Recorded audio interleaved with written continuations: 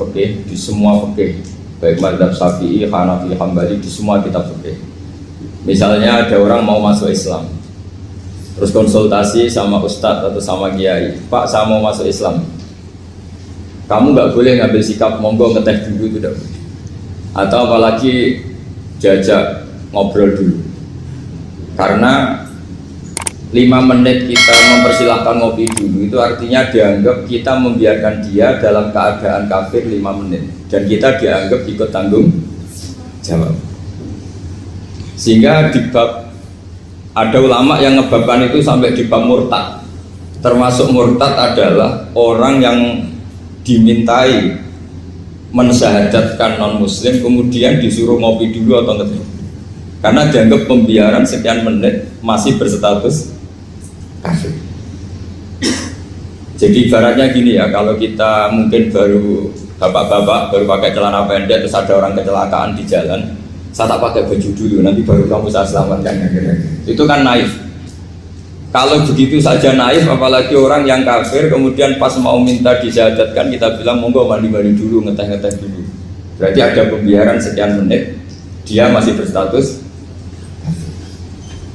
Artinya begini, kalau dia saat itu kok dimatikan oleh Israel berarti mati dalam status kafir dan kita ikut tanggung jawab karena harusnya bisa Islam andai kan kita mensyahadatkan saat itu juga. Jadi itu bab-bab yang dianggap ekstrim dalam kutubil fikih, bab-bab fikih. Makanya dalam kitab fikih saya berkali-kali ada non muslim mau bersyahadat ke saya, itu saya bilang ke santri-santri saya, saat itu juga harus kamu ajarin meskipun pakai bahasa Indonesia, yang penting status kafirnya apa? Zina. Baru setelah itu ada hukum sosial ya, mungkin kita nawarin teh atau kopi atau apa. Makanya di sini dibabkan bab seseorang harus tergesa-gesa atau bercepat-cepat atau ngambil sikap bergegas untuk melakukan kebaikan. Terus ayat kedua yang dipakai Sayyiduddin bin Abi Salam itu begini.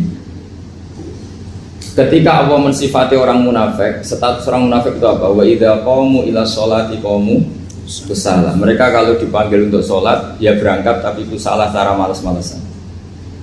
Sehingga untuk menunjukkan kita loyal sama Allah itu ya paling tidak ada sikap di atas rata-rata. Makanya ada sa'i ya, lari-lari kecil, tawaf juga disunatkan ada lari-lari kecil, disebut ar-romal, romal itu lari-lari kecil untuk menunjukkan bahwa kita loyal sama Allah itu tidak sak kobre cara Jawa.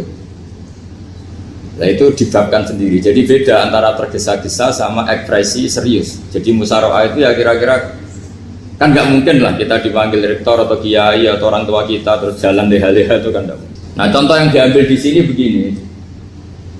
Ketika ada debat terbuka antara Fir'aun dan Musa, saya ulang lagi ya, ada debat terbuka antara Musa dan Fir'aun. Kan Nabi Musa datang ke Fir'aun. Lalu kata Fir'aun, ini asal-usul ayat ini saya terangkan sejarahnya.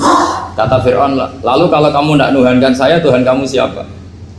Terus kata Musa, Rabbus samawati wal ardi, yang nuhani langit dan bumi. Fir'aun masih berkelit.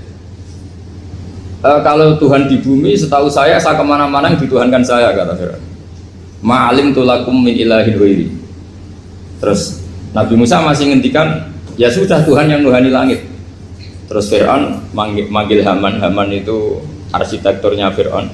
Ya Haman ibnili sorhal ali abduhul asbab samawati fa'atoliya ila ilahi Musa. Haman bangunkan kami piramida yang tinggi, saya ingin melihat Tuhannya Musa.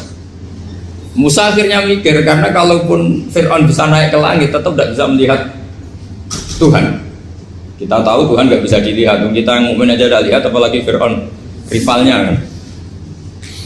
Akhirnya Musa ganti argumentasi, yaitu argumentasinya Musa, Rabbukum wa Rabbu abaikumul awwalin. Ini perlu diingat dan perlu saya sampaikan, yang nuhani kamu dan yang menuhani leluhur kamu. Itu sangat memukul Fir'aun, karena logikanya kalau Fir'aun itu Tuhan berarti babanya dulu tanpa Tuhan. Ini ada Tuhan terlambat ya. Jadi kalau Fir'aun Tuhan berarti mbahnya tanpa Tuhan, karena zaman era mbahnya belum ada Tuhan. Karena perdebatan itu banyak punggawa Fir'aun yang mukmin. Wah ini Fir'aun nggak bener ini. Kalau dia Tuhan berarti babahnya tambah.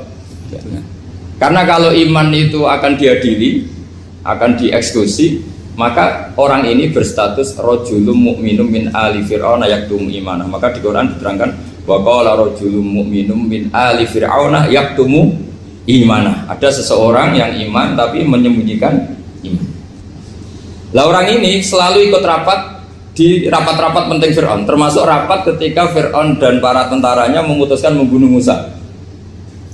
Karena dia ikut rapat dan eksekutornya besok disuruh nangkap Musa, orang ini malam itu juga nemuin Musa terus bilang innal mal ayat tabiru nabikal yaqtulu ka Musa. Rapat tadi malam memutuskan kamu besok dibunuh, maka kamu harus bergegas meninggalkan Mesir.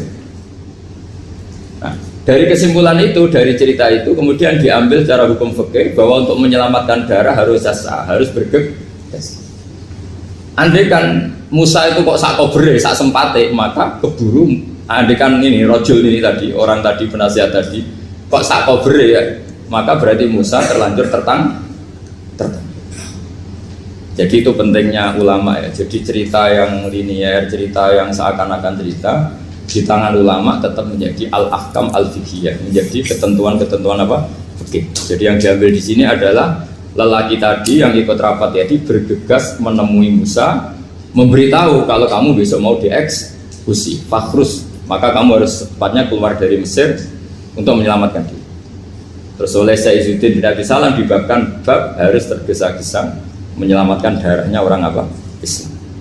Jadi ini penting saya sampaikan. Jadi al-qasas ya, semua cerita di Quran itu tidak sebagai cerita, karena Quran tidak ingin melahirkan pendongeng, tapi harus menjadi ibrah, menjadi teladan. Jadi makanya terus di kitab-kitab ulumul Quran diterangkan al-qasas ya, beberapa cerita di Quran adalah semuanya menjadi ketentuan fikih. Saya ulang lagi ya, semua cerita yang ada di Quran itu menjadi ketentuan fikih, meskipun alurnya apa? Cerita. Kayak tadi kan alurnya cerita bahwa lelaki ini bergegas nemui Musa supaya Musa cepat keluar dari Mesir. Terus dibabkan babul musaroah ila musifid. Saya teruskan. Wa kama la ra'ayna ma yaqtulu musliman law tabtu alaihi la qatalahu fal musaroah ila takhrisihi min wajibatun. Idlaisal unatu mahmudatan fi kulli syai'in falaha mawatinu tuhmadu fiha wa mawatinu tudammu fiha wa kadzalika al musara'a wal lain wal zulta wa ghairuhuma. Terus cara berpikir ulama, saya pernah baca dalam satu sejarah ulama besar namanya Sufyan Ats-Tsauri. Sufyan Ats-Tsauri itu menjadi wali itu gara-gara kalau sholat di masjid itu beliau datang sebelum azan. Saya ulang lagi, beliau datang sebelum adzan. Ditanya, kenapa kalau kamu datang sebelum adzan? Saya ini nggak ingin jadi hamba yang buruk. Hamba yang buruk atau pembantu yang buruk adalah setempe nunggu dipanggil. Misalnya kita tahu majikan kita pasti manggil jam 7. Kemudian jam 7 itu Anda masih ngopi, masih tata-tata, itu kan tidak menghormati majikan. Harusnya kamu setempe di jam yang saat itu pasti majikan Anda memanggil. Kata beliau, saya tidak ingin seperti pembantu yang buruk, datang nunggu apa? Di mana? Jadi itu ada beberapa spirit ya, atau inspirasi dari aturan-aturan mahabbah. Sebab itu ketika Allah kritik orang munafik, wa idza qamu ila sholati qamu kusala, ketika dipanggil sholat mereka datang bermalas-malasan. Karena ada cintanya sama Allah, maka datang berlambat-lambat. Nah, berarti kalau ekspresi cinta mengharuskan kita datang bercepat. Makanya dalam istilah lain di Quran ini termasuk balaghatul Quran. Di juz 25 itu istilah menuju Allah itu fafirru ilallah. Kita tahu firar itu maknanya lari apa jalan biasa? Lari. Jadi untuk mengekspresikan mahabbah kita, kangen kita pada Allah, cara bahasa Arab isyak kita, berontok kita sama Allah, tidak diistilahkan jalan tapi fafirru ilallah, harus bergegas berjalan. Begitu seterusnya. Maka kalau ada orang Islam, terus ini konsekuensi hukum, ada non muslim minta, Pak Bahak, saya tolong ajarkan syahadat. Nggak boleh saya bilang gini, monggo ke dalam dulu. Padahal perjalanan ke rumah saya misalnya setengah jam, nggak boleh. Saat itu meskipun sambil berdiri-diri harus kita tauhidkan. Kamu yakinnya Allah itu satu, Tuhan Allah? Harus. Karena kalau ada perjalanan ke rumah 5 menit terus dia kecelakaan, belum syahadat, statusnya mati apa? Kafir. Dan kita ikut terlibat karena sebetulnya bisa mengislamkan saat itu juga. Analoginya kayak tadi loh. Orang kecelakaan di jalan karena kita pakai celana pendek, contoh Syria dia tak pakai baju dulu. Habis itu dilides truk. Itu kan kita ikut salah karena kita yang punya kesempatan. Tentu yang disalahkan yang punya kesempatan. Karena merubah status dari potensi kelides truk menjadi sama sekali gak potensi kelides truk dengan kita inggirkan meskipun kita dalam keadaan tidak ideal.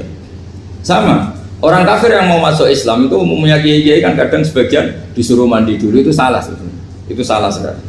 Sangat salah. Apalagi nunggu seremonial di masjid, nunggal tokoh-tokoh itu bujutnya salah. Itu gak cuma salah, bujutnya salah. Jadi salah yang akut. Itu salah besar ya. Kalau seremonial monggo, tapi kalau mengislamkannya harus saat